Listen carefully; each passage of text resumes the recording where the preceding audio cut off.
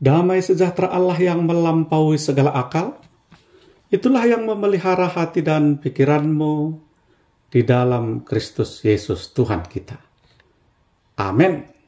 Shalom, selamat berjumpa kembali kepada saudara-saudara yang tetap setia mendengarkan channel YouTube AB Ministry ini.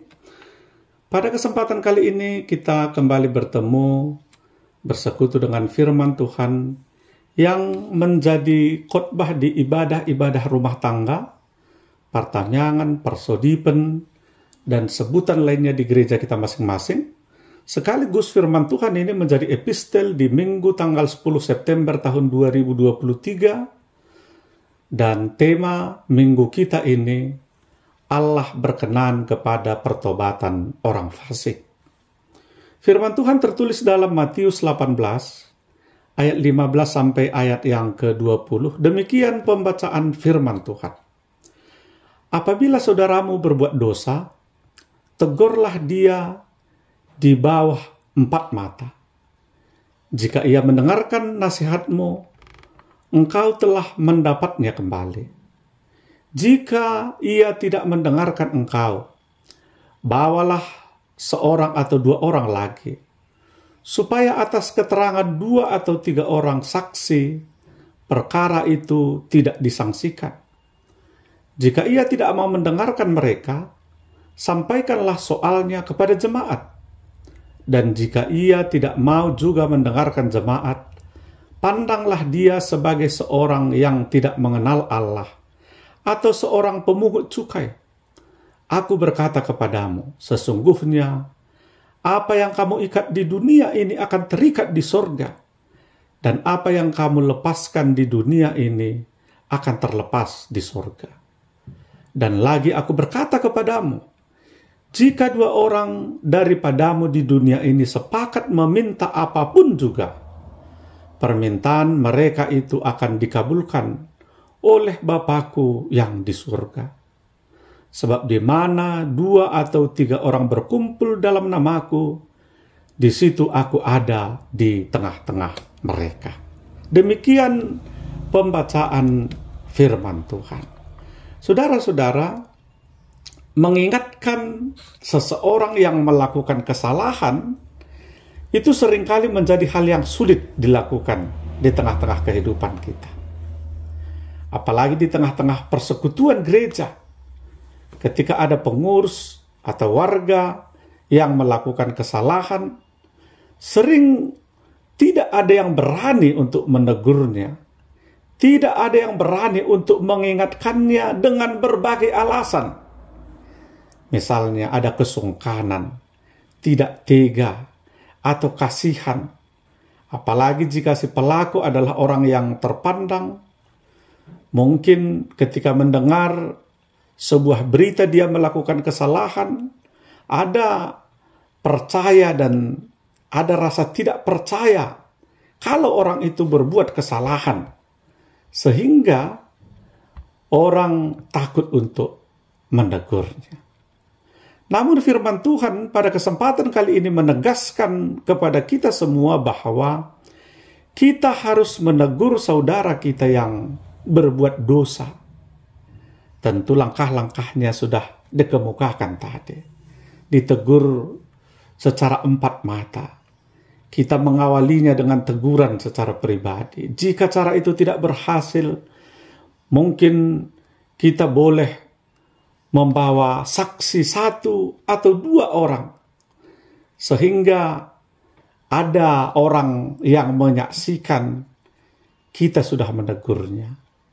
Dan apa yang kita kemukakan boleh benar-benar mengingatkan dia, dan pada satu ketika kita tidak dipersalahkan karena tidak mengingatkan saudara kita tersebut. Saudara-saudara, Allah hadir dalam persekutuan orang percaya.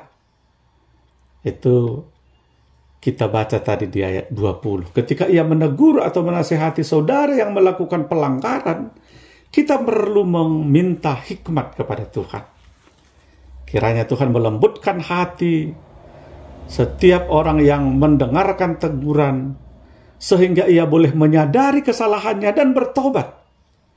Jadi puncaknya sebenarnya orang yang melakukan kesalahan boleh menyadari kesalahannya dan bertobat. Dengan demikian, kita boleh saling membangun di dalam iman kepada Tuhan.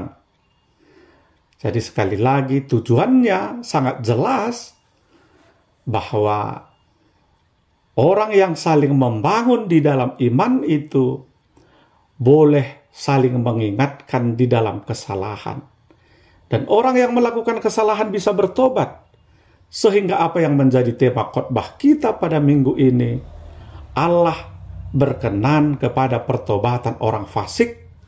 Hal tersebut bisa terjadi dalam kehidupan gereja, dalam kehidupan kita bermasyarakat, sehingga kehidupan penuh dengan kedamaian dan harmoni, namun tetap saling menjaga dan saling mengingatkan di tengah-tengah kehidupan kita.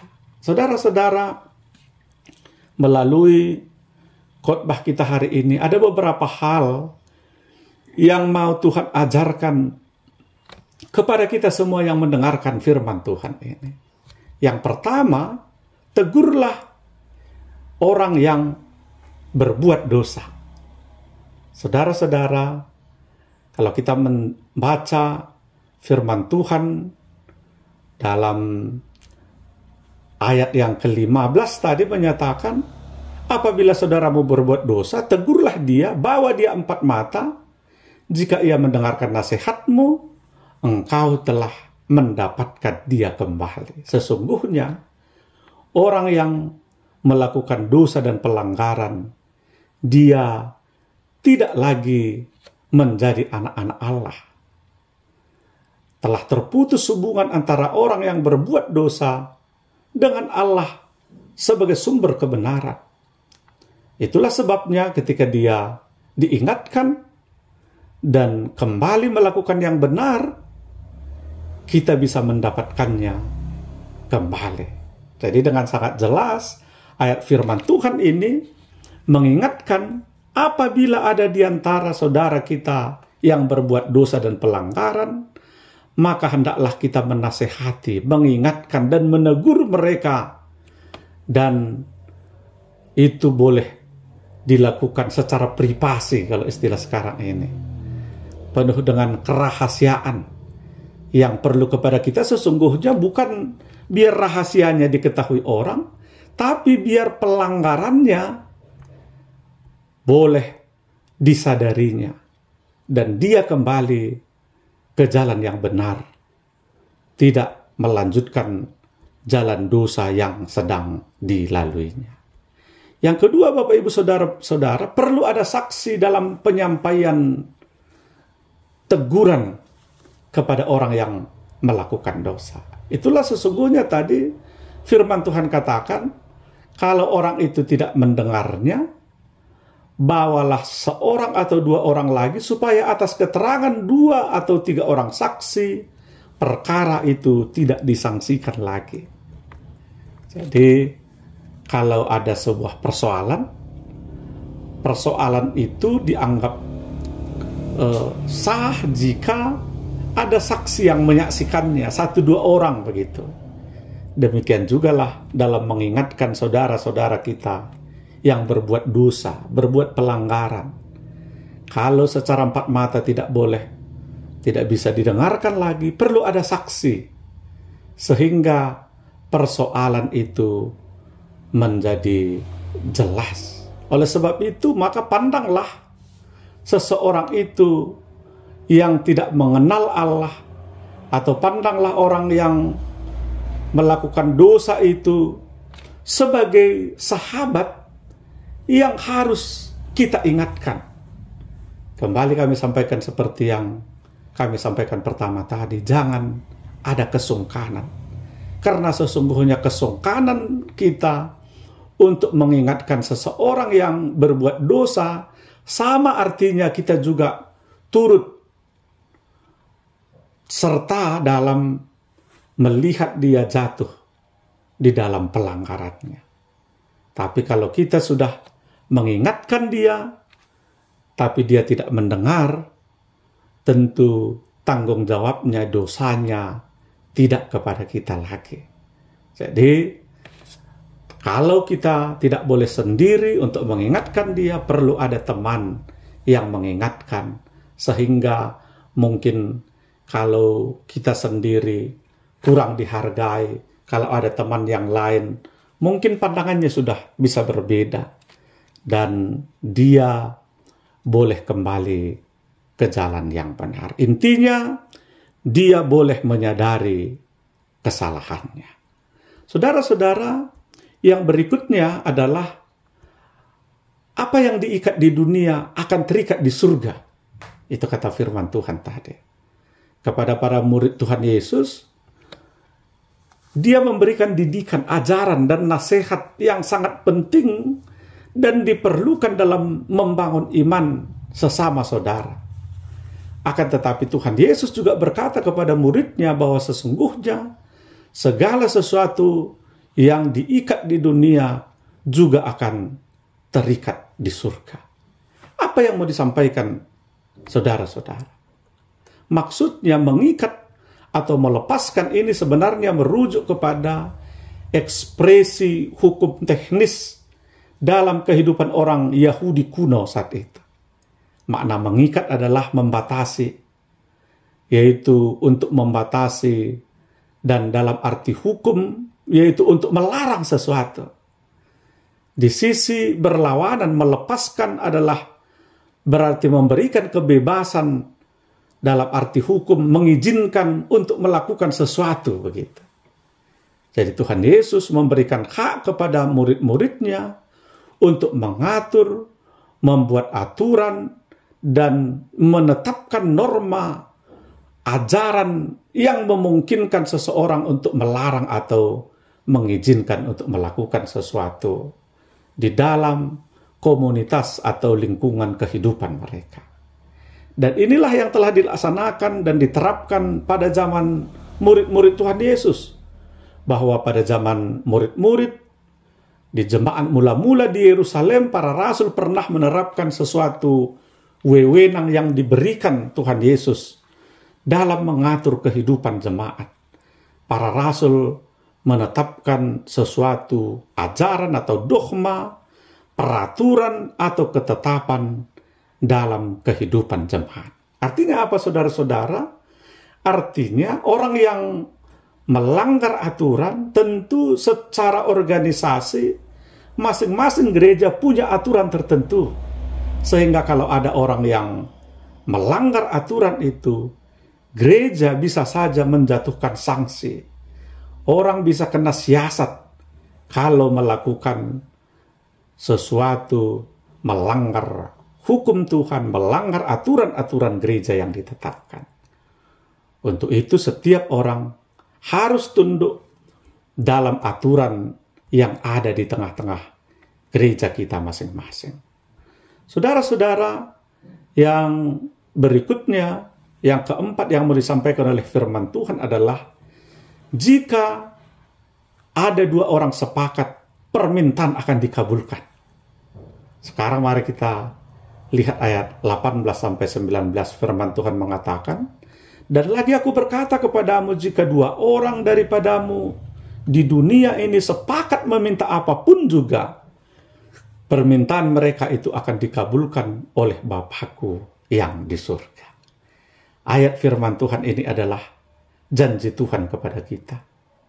Yesus berkata kepada kita bahwa apabila ada 2 atau 3 orang di dunia ini sepakat meminta sesuatu kepada Tuhan dengan iman yang teguh kepadanya, maka Allah Bapa yang bertahta di surga akan mengabulkan permintaan kita. Disinilah diperlukan kesatuan. Kesatuan di dalam iman untuk meminta kepada Tuhan. Sehingga melalui kesatuan iman, maka Tuhan akan mengabulkan doa-doa kita kepadanya. Untuk itu saudara-saudara, mari kita sehati, mari kita bersatu, mempunyai kesatuan di dalam iman, sehingga setiap permintaan kita boleh Tuhan berikan di dalam iman percaya kita kepada Tuhan. Saudara-saudara, melalui khotbah kita pada hari ini, kita diingatkan kembali bagaimana setiap kita boleh saling menegur atas kesalahan di tengah-tengah kehidupan kita masing-masing. Kenapa? Karena sesungguhnya ketika kita tidak berani menegur, tidak mau menegur, itu sama saja artinya membiarkan saudara-saudara kita jatuh ke dalam dosa.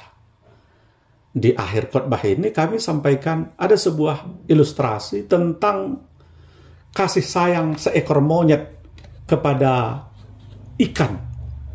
Di suatu tempat terjadilah kemarau panjang, dan monyet yang memanjat di pohon-pohon melihat ada sungai yang sudah hampir kering dan banyak ikannya. Dilihatnya ikannya begitu besar-besar sekali.